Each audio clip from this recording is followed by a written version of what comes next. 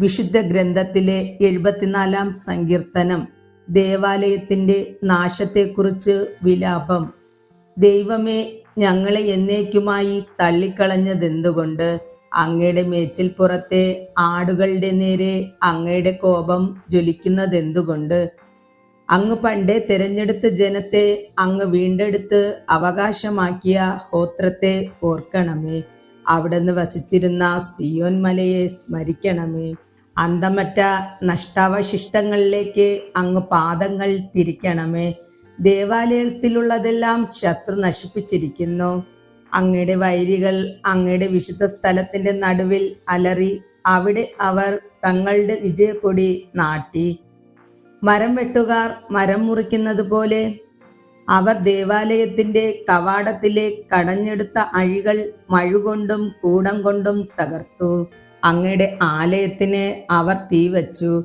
അങ്ങയുടെ നാമം വസിക്കുന്ന ശ്രീകോവിൽ അവർ ഇടിച്ചു നിരത്തി അശുദ്ധമാക്കി. അവരെ നമുക്ക് കീഴടക്കാം എന്നവർ തങ്ങളോട് തന്നെ പറഞ്ഞു.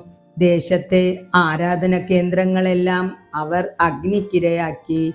ഞങ്ങൾക്ക് ഒരടയാളവും ലഭിക്കുന്നില്ല, ഒരു പ്രവാചകനും ശേഷിച്ചിട്ടില്ല. ഇത് എത്ര കാലത്തേക്ക് എന്ന് അറിയുന്നവരാരും ഞങ്ങളുടെ ഇടയിലില്ല. ദൈവമേ, ശത്രുക്കൾ എത്ര നാൾ അങ്ങയെ അവഹേളിക്കും? വൈരികൾ അങ്ങയുടെ നാമത്തെ എന്നേക്കും നിന്ദിക്കുമോ? അങ്ങയുടെ കരം എന്തുകൊണ്ട് അങ്ങ് പിൻവലിക്കുന്നു?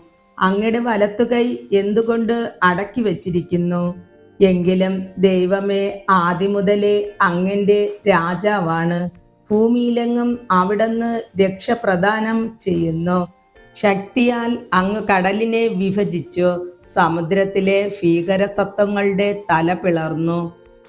ലെവിയാഥാന്റെ തലകൾ അവിടുന്ന് തകർത്തു. അതിന് മരുഭൂമിയിലെ ജന്തുക്കൾക്ക് ആഹാരമായി കൊടുത്തു. അങ്ങ് ഉറവകളും നീർച്ചാലുകളും തുറന്നുവിട്ടു. എന്നും ഒഴുകിക്കൊണ്ടിരുന്ന നദികളെ അങ്ങ് വറ്റിച്ചു.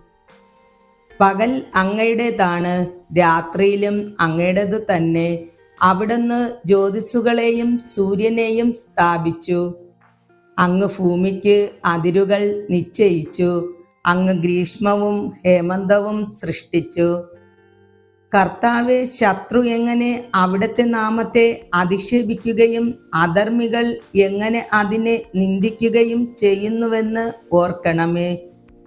അങ്ങയുടെ പ്രാവിന്റെ ജീവനെ വന്യമൃഗത്തിനു വിട്ടുകൊടുക്കരുതേ. അങ്ങയുടെ ദരിദ്രരുടെ ജീവനെ എന്നേക്കും മറക്കരുതേ. അങ്ങയുടെ ഉടമ്പടിയെ പരിഗണിക്കണമേ. ഭൂമിയുടെ ഇരുണ്ടയിടങ്ങളിൽ അക്രമം കൂടിയിരിക്കുന്നു.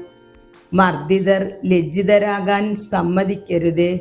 ദരിദ്രരും അഗതികളും അങ്ങയുടെ നാമം പ്രകീർത്തിക്കട്ടെ. ദൈവമേ, ഉണർന്നങ്ങയുടെ ന്യായം വാദിച്ചുറപ്പിക്കണമേ. ദുഷ്ടർ എങ്ങനെ അങ്ങയെ നിരന്തരം അധിക്ഷേപിക്കുന്നുവെന്ന് ഓർക്കണമേ. അങ്ങയുടെ ശത്രുക്കളുടെ ആരവം, അങ്ങയുടെ വൈരികളുടെ തുടർച്ചയായ അട്ടഹാസം മറക്കരുതേ.